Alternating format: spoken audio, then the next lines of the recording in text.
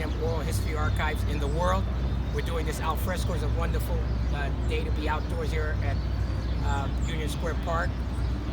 The day before May Day, 30 April 2021, which is actually International Jazz Day, and I'm here, J. Bailey Morgan, as the presenter for another edition of the Oral History, with our subject, Marzeena, Marzeena, I always call her, who was born in Poland, grew up in Poland, and was one of the last youngish group to see communism had just fallen when you were about... Yes, exactly. When you were about, what, 7 or 8? I was 4, actually. Oh, you were even younger. Yes. Mm-hmm. But I mean, so November 989, the Berlin Wall fell. Yeah, let me introduce myself. Hi. Okay. Marzeena. Yes, so basically the communists fall when I was 15. However, I grew 15. Yeah, but you said 4. Yes, 15. But I grew up during the communist country, during communists, right? And okay, go for it. Okay, so you left Poland at what age? 26.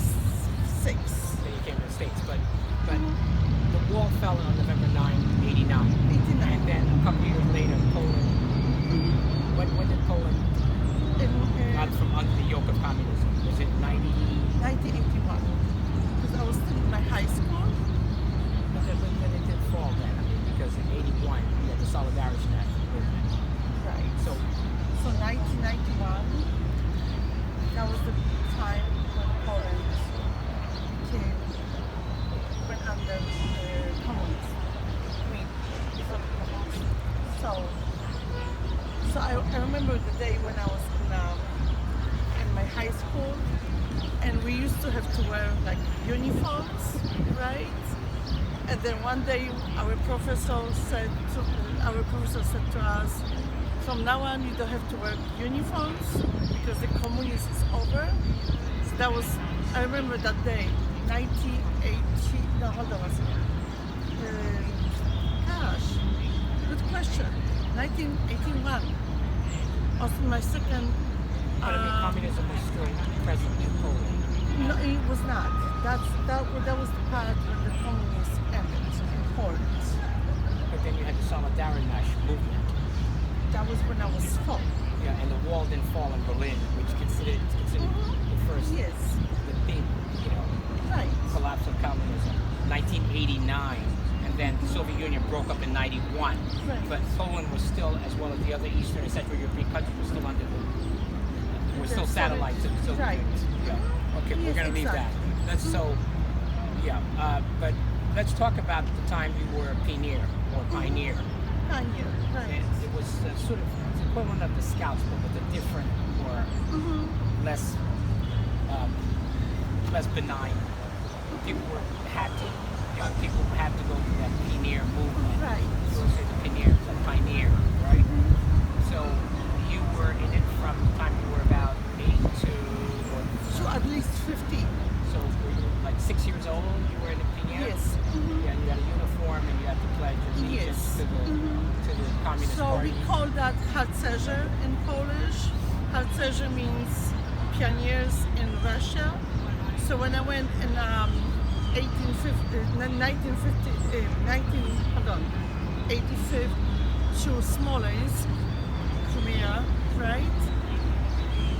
They actually asked us to be a pioneer, right? What were the ages of people who were in the pioneer movement until we always were like maybe, I don't know, 15 years old. And then people sort of graduated from that? Yeah. And would you say it's the equivalent of the Scouts? Like yes. The Boy Scouts, the Girl Scouts? Harcerze, right. But I just want to say that word harcerze, so it's in Polish. But with a more nationalistic yes. bent.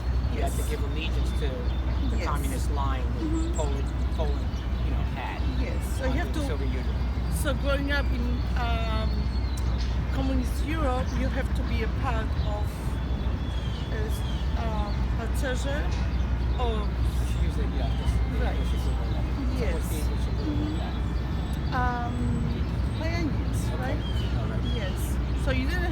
option not to be. So what would you tell people who, I mean, you've been here half your life now, and half your life you've lived in Poland.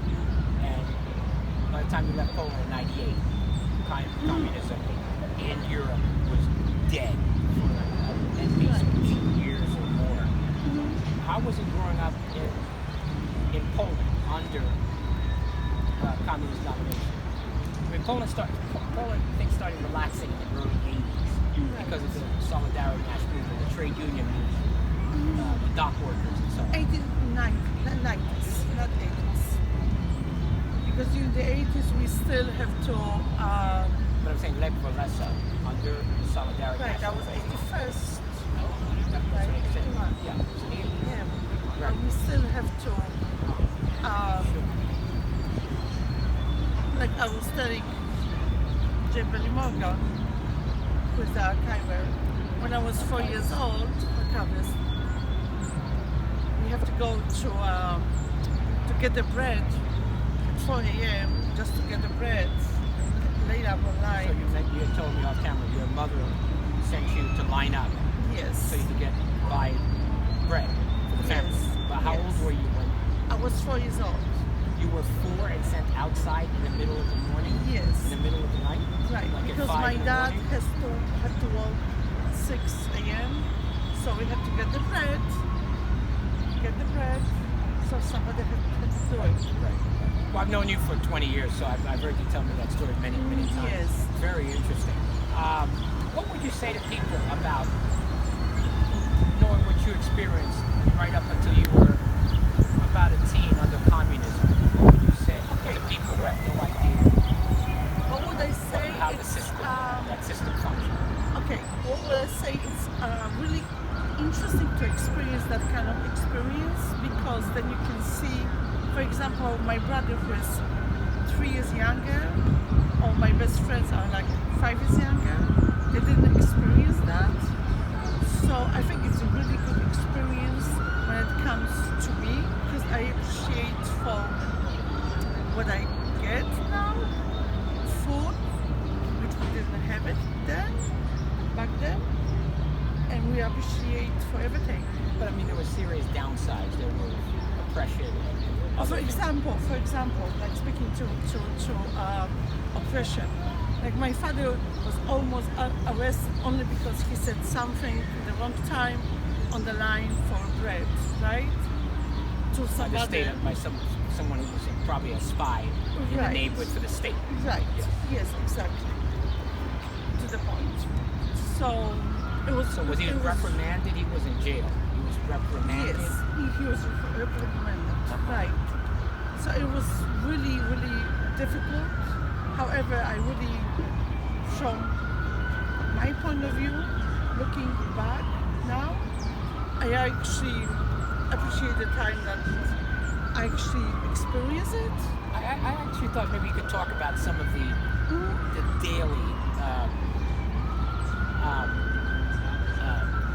daily struggles that people had. Of course, food was almost rational. It wasn't, there were a lot of empty shelves.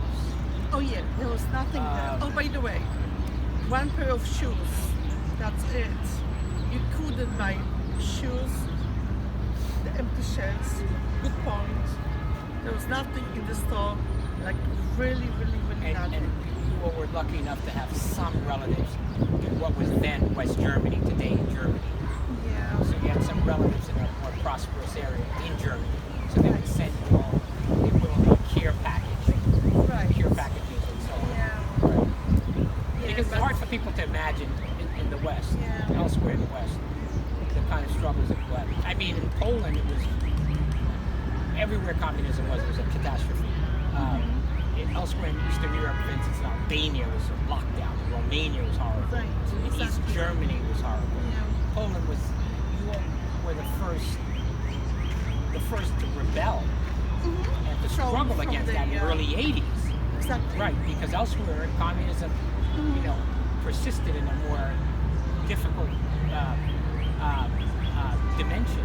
Yes. Yes. right up until the end of the 80s. But we did that also through St. John Paul II. Like he was the one The who Holy Father, actually, late Holy Father, St. John Paul Father, II. Sure. he actually helped us through the communists and the fact that actually we ended the communists. Right, because during his papacy, which lasted, 27 years, called by many the great saint.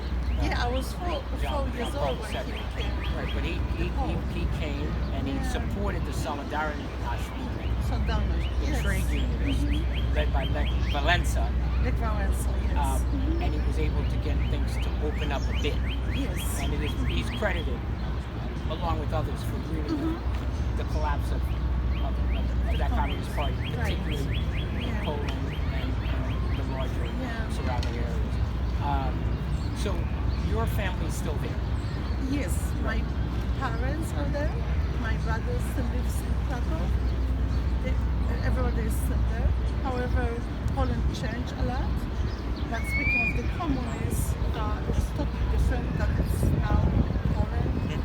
Because as I mentioned before, the shelves were empty. There was nothing at the store. But still, you were able to go to university. You did your undergraduate work. Did you get a master's? Of course, I got masters. While there. So by the time you were 21, you had your master's. Yes. And then you. Bachelor and master. Right. Well, yeah, you got your undergraduate degree. So you got your undergraduate degree, had your master's, and then you left Poland. After, maybe you could speak about after you graduated, both from college and graduate school. There was no work. You couldn't find any work. Yes, that was the problem. I mean, a major problem, basically speaking, because I got my bachelor degree in geology and my master degree as well, and I was not able to find any work at that time.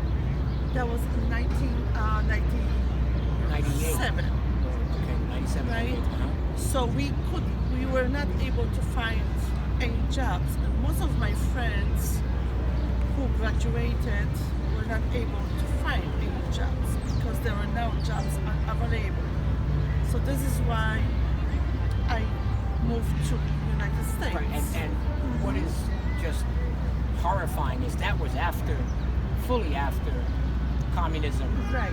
had any sway Right. in Eastern Europe. Yeah, So but by still. 98, but still Yeah. the economic was under economic straits. Yes. It was just very difficult. And you had the easier thing was, of course, to go either elsewhere into Western Europe Right. and try to work, Right. or to come to the States. And you Yes. chose coming to the States. Right. And that was in 98. But speaking to the point, I was lucky enough to actually, I have a really good friend who actually helped me out to buy the ticket and get the visa. So that's how I came to the States. Otherwise, being back home at that time, you won't be able to actually do it. And it was also a struggle just being able to save up enough money. This is 98. Yes. To save up enough money to purchase a ticket. Yes. One-way ticket to the Absolutely. United States. Yes. No, there's Yeah. no such thing, by the way. There was no such thing. Basically, There's no such thing as none of us, being students, had enough money to do such thing, right? meaning to save up enough money to come to buy a ticket to either go to. I mean, could you have gone? You could have gone to Germany next no, door. absolutely not. But I mean, you could have gone to Germany. You came to the States. You could have gone to Germany. No, I came here only because a friend of mine had an extra money and he actually helped me out. So, of course, I had to give him the money back. No, I know, but I'm just But saying you there's could have no- also gone to the No. same money that you spent to come to the States is less money to go to England, the UK, or to go to Germany. Yes. But you chose to come to the States. Yes. Right, and you had a job lined up in the States. Right. Through Yes. a program. So you did that. So you came Yes. in 23 years ago. Right. December 7th. We always joke Pearl about that, you and I. Harbor. Pearl Harbor Pearl Day. Harbor Day, that's right. That's a little Inside dark. joke. That's a sort of dark. Well, between us, the kind of dark Eastern European, Middle European, Exactly. and American joke. But yeah, but it was on Pearl Harbor Day, right? Yes. Not the actual Pearl Harbor Day, Yes. but the day that we remember, that infamous day. But when it Pearl comes Harbor, to your December 7th, question is, 41. and you cannot afford at that time, 1998, 1998. to afford the trip even to Germany or to the States. Right. There's no way. And interesting, all of us met up just before, she's laughing, just before another event, September 9/11. Yeah, in New York. So we're going on, this autumn will make 20 years. Unbelievable. How time flies. So you were able to come in 98, you were able to work, not in your Yes. profession, you worked doing Yeah, I didn't work do around the child geology. care Right. for families, upper middle class families and others.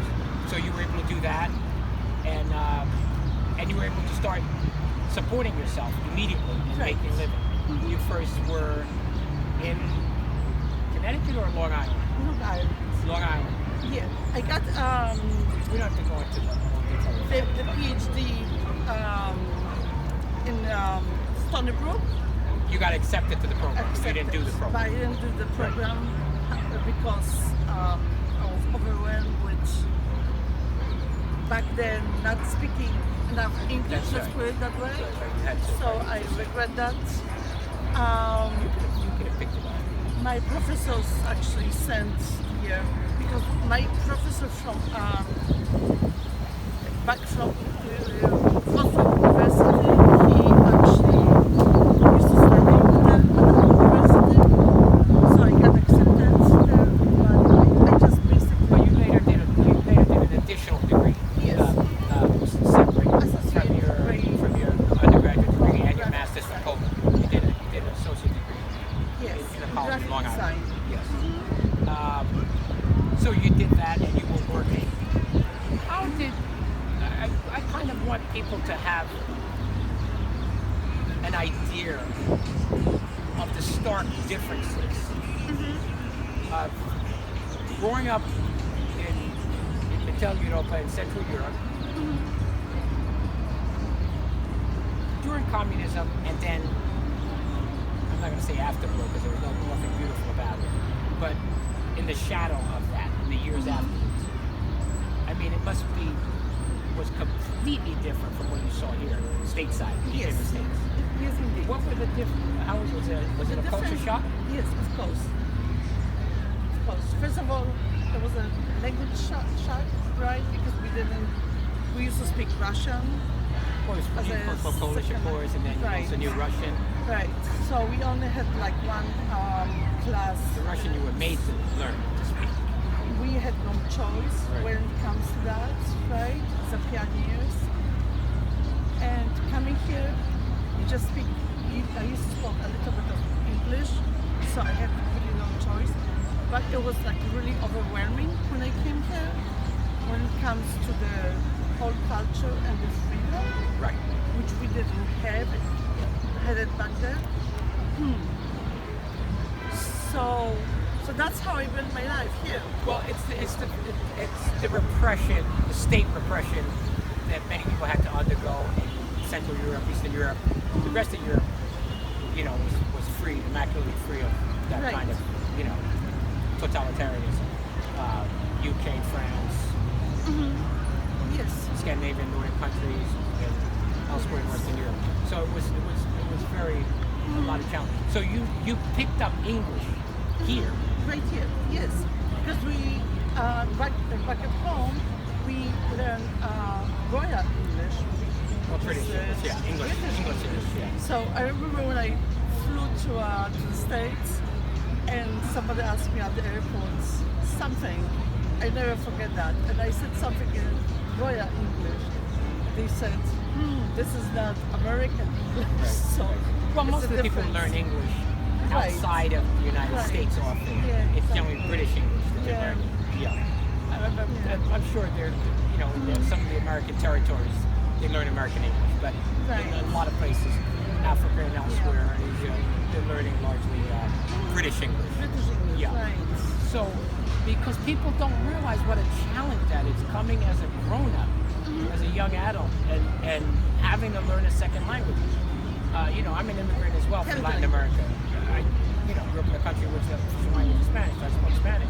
When I came here at 8, you were able to pick up anything. Like you're more open to learning to play the cello or the organ, or that's an inside joke. It's an inside joke between her and me.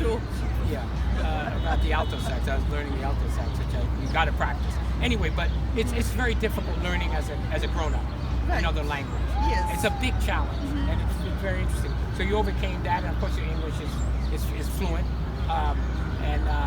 So you speak English now, Polish. You were made to learn Russian because of Russian domination of Eastern Europe. And you speak Spanish, Slovakia. Let's not go into Spanish, right? Because that's more of a variety of the former Mayor Bloomberg's English and the present one. I heard de Blasio this morning at a press conference, the mayor doing his press conference, trying to do part of it in Spanish. It's murder on the ears. One more thing that I have to say regarding the languages, right? It's good to actually still have your accent, because at the beginning when I came here, everybody asked me about my accent, and I was kind of like, gosh, I have an accent, right? But now actually I'm proud of my accent. Because I'm Polish, I speak 7 languages, not fluently, but at least, it's okay. No, I think the whole world should be bilingual, trilingual, and everybody should learn languages other than their native tongue.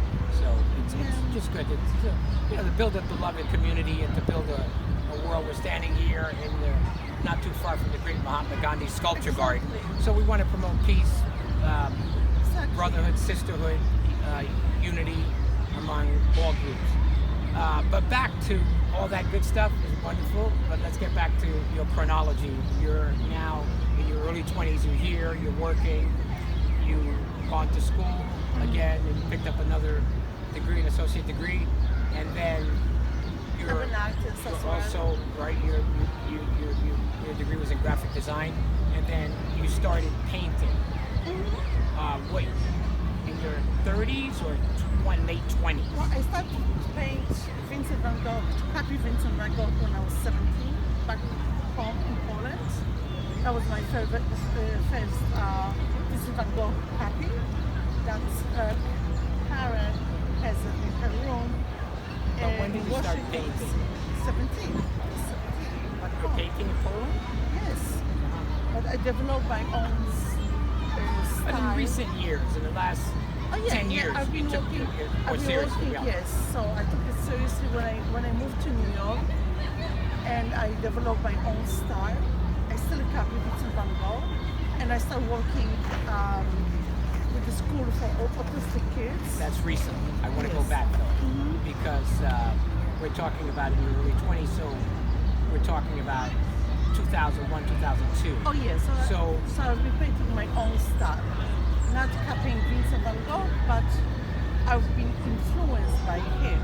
So is there any other painter you can mention other than Vincent? No, he's very influential, and that's how I got my new job position, working with autistic kids. No, because they were looking for an art teacher. So let's talk about that. So you really started. You got serious about your art really like 5 to 10 years ago. Would you say? Yes. Okay. Yes. And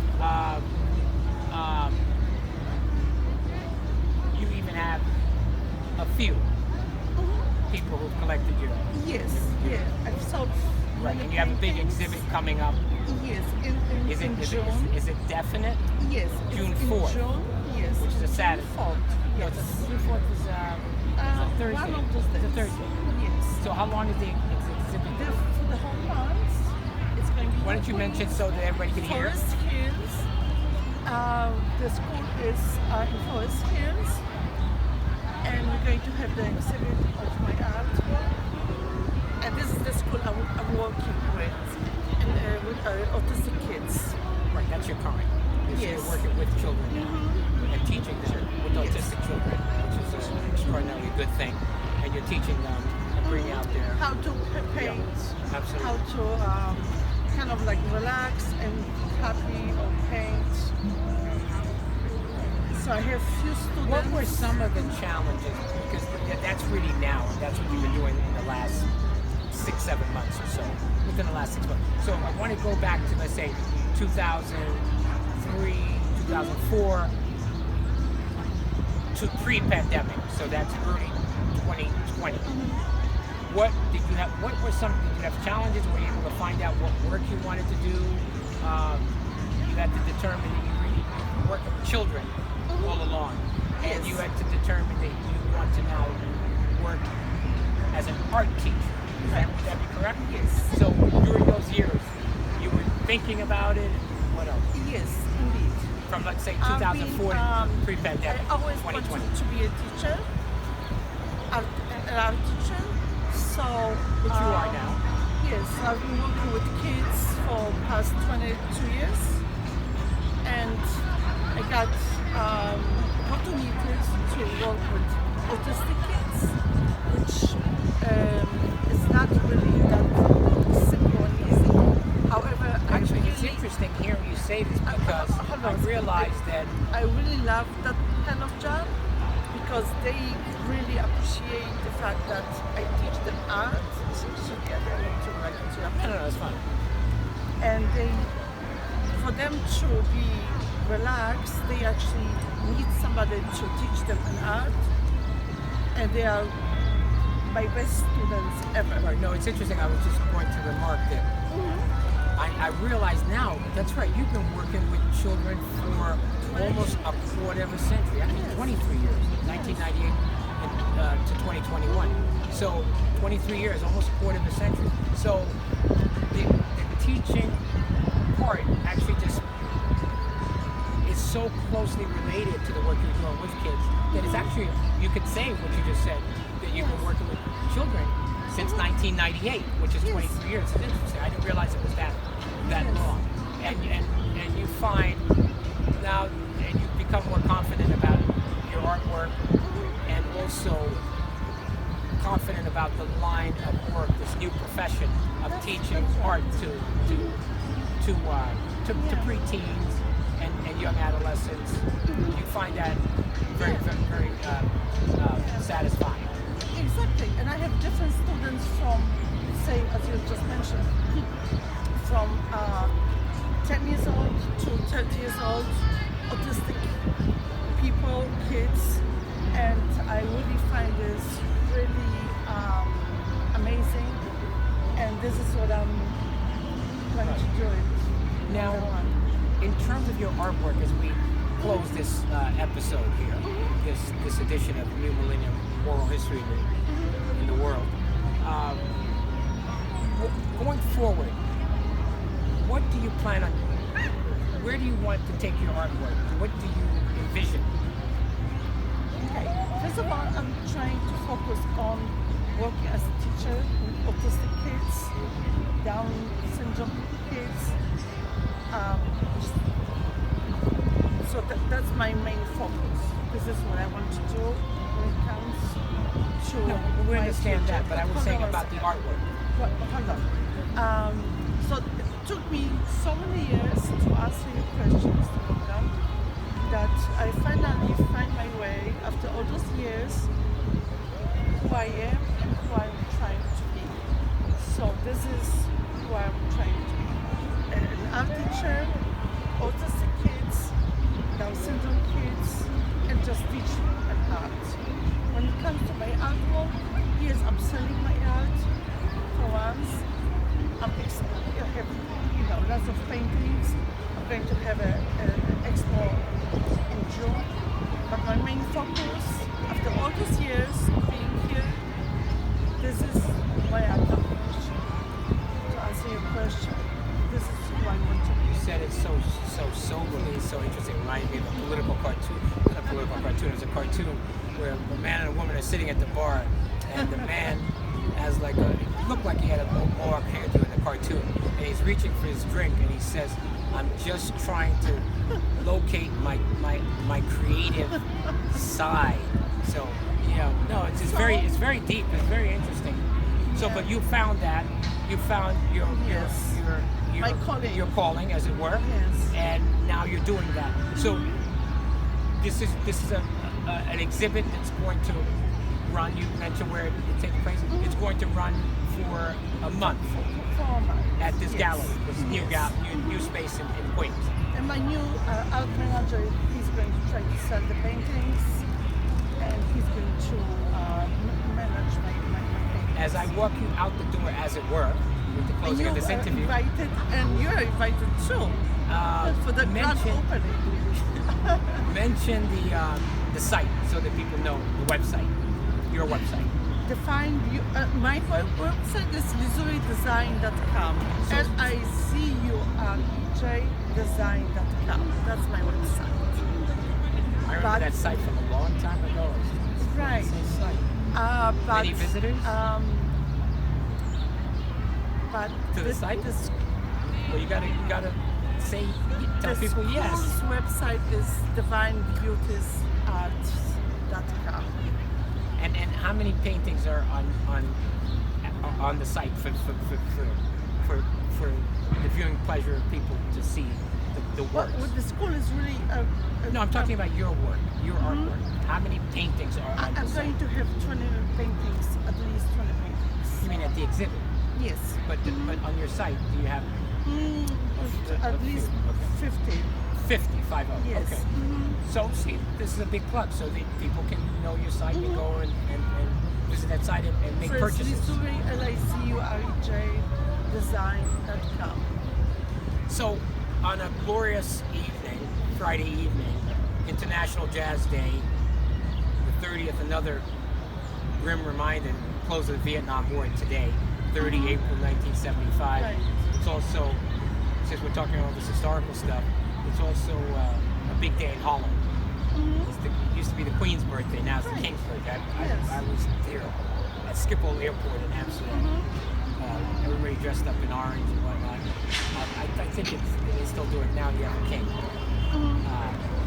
So thanks for taking the time and sitting in on this edition of New Millennium World History Archive in the World. Is there anything you want to say as we I close? appreciate the fact that you actually wanted to interview me as well as you. And I guess I see you guys at the And that what you opening. and what you mentioned was good. You shed a lot of light on a young person's life. You're a young person, life under communism, Right. and some of That's the actually the main So it's part vital. of the interview, and I appreciate that you actually asked me for the interview, because I think it's important to express what we went through when we were little. Back And just on home. an end note, it also can counteract this sort of they call it nostalgia. This kind of nostalgia for the old communism that older people and some of the elderly had. There was even this German comedy about East Germany. So it was very interesting. So we thank you on behalf of New Millennium Oral History Archives in the world. I'm the presenter, J. Bailey Morgan. Okay, thank you so much. Thank you. Okay, thank you.